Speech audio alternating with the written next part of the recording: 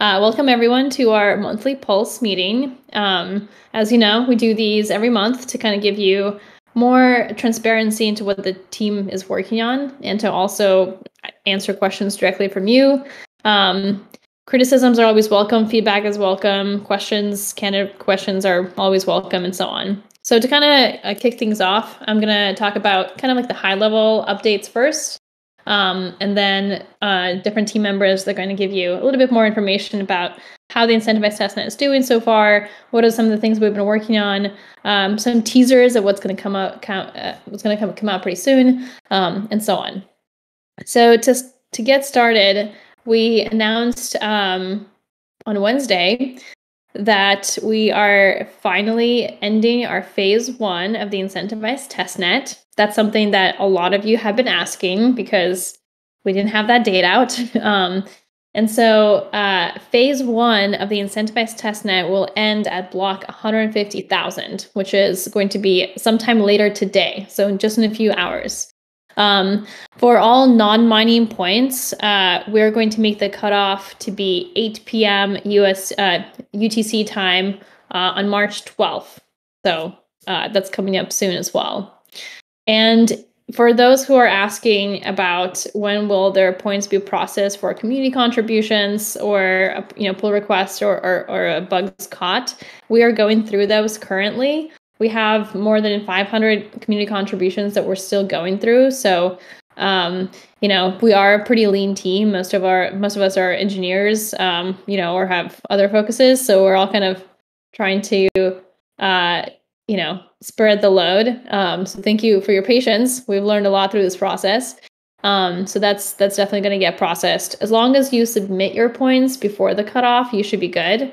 And then we'll process them pretty quickly because we're focusing on this right now to make sure that those are all processed.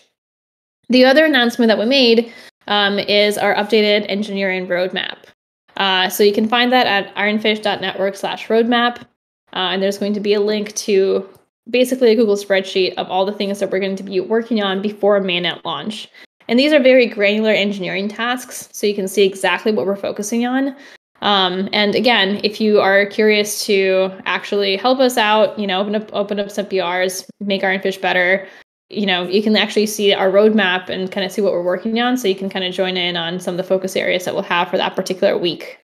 As with any engineering roadmaps, they're not set in stone. As we get closer and scope gets more defined, that engineering roadmap is a living document. So, if we slip by, a week here and there, don't hold us accountable. We're doing our best. And this roadmap is, again, to be more transparent with you guys about exactly how the project is going and when anticipated mainnet should be. Now, the roadmap doesn't say exactly when all these items are going to be completed, we're going to get to mainnet, but it will kind of give you a pretty good idea of when all the necessary required engineering tasks are going to be finished. The other thing that we announced is that phase 2 is coming. So we just completed the phase 1 of our incentivized testnet. Phase 1 of our incentivized testnet had the goal of increasing more people who are mining, but also increasing kind of awareness about Ironfish and more community contributions. Phase 2 will have a different goal, so we'll actually have different rules for the incentivized testnet. We haven't announced those rules yet, so stay tuned. But the purpose of phase 2 is going to be very focused on getting Ironfish to be mainnet ready. So how do we stress test the system? How do we make sure we have enough transactions on the network to catch any bugs and so on? So we're coming up with that right now, and we'll announce it pretty soon. And then phase 2 should be starting in a few weeks. But we'll get back to you with more details. Cool. And with that, I'm going to give it over to Alex, who's going to talk more about how this current incentivized testnet is doing. Hello, everyone. I'm Alex, also known as Kern. You may see me around here from time to time. So here's a small little update before we get on to the rest of the engineering minutia. Right now we have almost 10,000 people with points for this testnet, which is really awesome. I think we had a huge amount of growth from the last monthly pulse. Unfortunately, I don't remember what that number was in particular, but it's always good to see that number going up. We're also at, I think, 1.5 thousand or 1,500, I guess that's a better way of saying, community contributions, which is incredible. You guys are just really really putting out a lot of stuff for the community, a lot of PRs, a lot of tweets, a lot of designs, a whole bunch of everything. And we're really happy to see all of that. Also, looking at the chain right now, it looks like we have about 10,000 unique graffitis, which basically means there's hopefully 10,000 different people or different users mining at least one block, which is really cool. And also, lastly, if we look at the stats for the graffitis, it looks like, the blocks rather, it looks like 98% of every single block on the chain has been marked with a graffiti, which at almost 150,000 blocks is incredible. We started out with 70% being marked, and now that almost 100% of the blocks are being marked with your graffitis, I think that's really cool. So yeah, that's the small update. I'm passing on to Rohan now, who's going to talk about stats. Hey everyone, I'm Rohan. So you might have seen this in the Discord a little bit earlier, but we just kind of wanted to re-announce that Ironfish has a telemetry system up and running. So if you go to stats.ironfish.network, you can kind of get a small glimpse into like how many nodes are participating and just some like general stats about what versions people are running, their mempool size, and just a bunch of other metrics. These metrics are going to help us like quite a lot as we get on our road to mainnet. So if you haven't already, we'd really like to encourage all of you to please enable telemetry as you're mining blocks and running your node. And the website again is stats.ironfish.network. I will pass it on to Matt, who's going to be talking about a new project. Cool, thank you very much. Hey everybody, my name's Matt. As I mentioned last time, I believe, we were working on a lot of changes with the mining and mining protocol, things like that. So now that we're much closer to releasing it, I wanted to kind of talk about what that is. I think the biggest piece is that we are actually releasing our own pool. It'll be, not like a full-fledged pool, but it's something we thought would be really cool. Very easy for the community to just spin up their own pools or contribute to one that we're probably going to run ourselves. We're also, another interesting point of that is some of our users with a lot of cores, we're struggling to get full CPU usage. That should be relieved in the upcoming changes as well. But yeah, keep your eyes peeled. That should be coming soon. I will be releasing information about that as we get closer. So yeah, now I will pass it off to Derek. Sounds good. Hey everybody, I'm Derek. I'm an engineer here on the Ironfish team. The past month or so, I've been working on making it easier to install a node. And so I've just recently, I'm about finished with a project that allows you to just run npm install -g ironfish, and that will automatically install everything you need to run a node. And then from the command line, you can just type ironfish start, and it'll start up. And it also makes it a little easier to update your node. You can just run npm install -g ironfish again, and it'll update. That works right now, so you could test it out, but it's running a staging version of the code. So we're not officially supporting it until we put out the next update, which will probably be next week. As part of that, we had to rewrite a little bit of how the JavaScript code talks to the Rust code, that layer. So we're using a different library from that makes it a little bit easier for us to work on and faster for us to make improvements there. Going forward, I'm going to be working with Rohan and probably Alex a bit on serialization. So right now, when we're moving data over the network and into our database storage, we're using, we're basically turning it into like a human readable string, which is nice for debugging, but it makes it very storage inefficient. So we're going to be working on finalizing our serialization protocol, which should hopefully have the effect of drastically reducing the amount of storage needed to store the blockchain, as well as the network traffic needed to run an Ironfish node. So I think that's going to be pretty exciting. I also know on the front end side of the website, we've added a bunch of cleanups to make the testnet website work better on mobile. And going forward, we're bringing on some more front-end engineers to help work on our projects, make them more usable, and cover some of the rough edges that we've had since we launched the testnet. Yeah, next week the team's going to be getting together in person, so we're looking forward to that. And let's see, one other thing that comes to mind that, I mean, I don't think she would announce herself, but Elena's been appointed or added to the recent Forbes 30 Under 30 list, I believe. I don't remember the exact details on that, but that's pretty cool.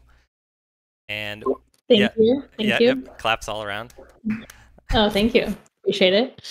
And I believe we also have a community manager joining very soon, which is going to be April 4th. Okay, nice. Do you want to talk a bit April about that? 4th. Yeah, so we have hired someone who's starting April 4th for community management stuff. So hopefully our response time for all of your questions is going to be much quicker. Also, hopefully processing all of the points requests for community contributions and so on will be much quicker. This is a hire that we're all super excited about because it'll make, the project overall feel better, and also give the engineers a lot of their time back. We also have Sam joined, who is our marketing person, and we are always hiring for engineers. So if you are someone who wants to work on decentralized tech full time, you can look at our roadmap. You can see exactly what we're working on, and if this is something that you want to be doing full time, please apply. It's ironfish.network/careers. You can find all of our job listings there. But yes, if you're a front-end, back-end engineer, protocol engineer, Rust engineer, cryptographer, we are looking for you. Please apply. I think that's about it. Let me see if oh, perfect. Doesn't look like we have any questions that I see. If people have questions, now is the time to ask them in the Monthly Pulse chat channel. And if there aren't any more questions, I think we're pretty good. We could stall for questions by shouting out some community members if you like. Great idea. Oh yeah, Great idea. please do. Go for it, Kern. Okay, thanks. Personally, let's see. If I'm looking at the releases list in GitHub, just want to shout out Amber Kiso. I think you're here as Redfish. And let's see, QPC. I'm sorry, I don't know how to pronounce that, but I see you. And thank you for your many contributions, both you and Amber Kiso. And also WD021.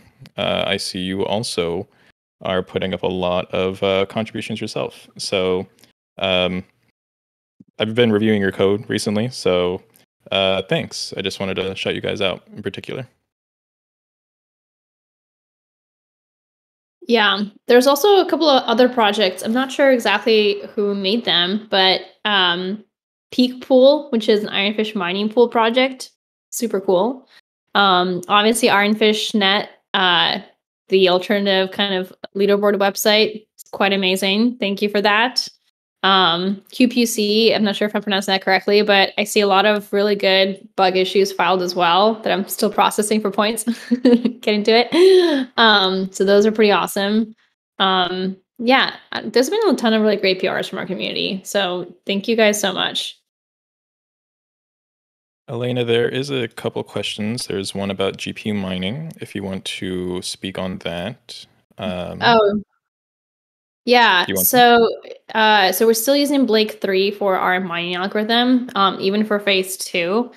And please note that Blake 3, is not going to be the mining algorithm that we'll come out with for mainnet. So just to kind of set your expectations there. So for GPU mining, so I'm not sure there is an implementation for GPU hashing of Blake 3 that I'm aware of. But it's not impossible. And for Blake 2, for instance, I know there are GPU miners. So it really depends on if someone makes it. Now, as our job kind of as protocol developers is to make sure that the node itself is running really well. So we're not investing too much in the mining software. And traditionally, when projects have invested a lot in the mining kind of software that they support, they've always been kind of outgamed by somebody else in the world. So it's kind of a losing game there. So to answer your question, there are no plans for added GPU mining, but there might be other people who have done Blake 3 for GPU. Then the other question is, for phase 2, is the verification still your graffiti? Do we need to keep some more things like a wallet? So do keep your graffiti. You can pause your servers between phase 1 and phase 2 because you will not be getting points in that time frame. We would highly appreciate it if you still keep them running because it helps us kind of prepare better. But you will not get points in that phase, so you don't have to keep those servers running. In terms of like, will the graffiti still be verification? So stay tuned. Some of the things that we're thinking about is how to make it more fair and how to reward people for hosting nodes instead of just mining and having other kind of indirect incentives for coins, not necessarily mining blocks. So graffiti will probably still be used, but you can pause your servers in the meantime. One thing I want to add to that too is that it's not necessary to keep your wallet, but in the event that you do lose access to your testnet account for whatever reason, having access to the wallet that mined certain blocks is one way we can use to verify your identity. So it'd be probably useful to keep your wallet and account keys around, but it's not strictly necessary. Yeah, it's a great point. And it's really easy to export your wallet as well. And it's just a JSON file. So, it's pretty easy to store. I would just do it just in case that you ever need access to it in the future. Will it be possible to build on the Ironfish network? I'm looking at building an ID protocol. This was another question. So far we're focusing more on kind of the mining experience for Ironfish and how to run a full node. So in terms of building kind of like a smart contract stuff on Ironfish, it is too early. But we are trying to, like, our internal mantra of the company is how do we make Ironfish be like the Apple of blockchains? So if you ever use like a Windows computer versus an Apple computer just works right out of the box. That's kind of our goal for Ironfish as well. How do we make it that it runs out of the box, makes it a really easy experience to run a full node? So that's currently our focus area. So if you're interested in making the mining experience better, the CLI client better, the user interface for the wallet better, these are all the things that we welcome in terms of like making the entire experience better. But in terms of building on top of Ironfish, it is a tiny bit too early, but we're working on it. Cool. I think that might be all of the questions. Is there anything else that we kind of missed in terms of announcing, talking about? I can't think of anything else. Cool. Yeah, so check out the roadmap in terms of plans of like engineering tasks that we'll be working on. Hopefully this will give you an idea of how you can participate.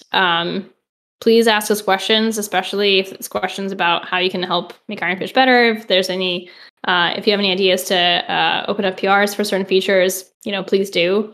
We definitely welcome that. And I think that's it for this Friday's announcement.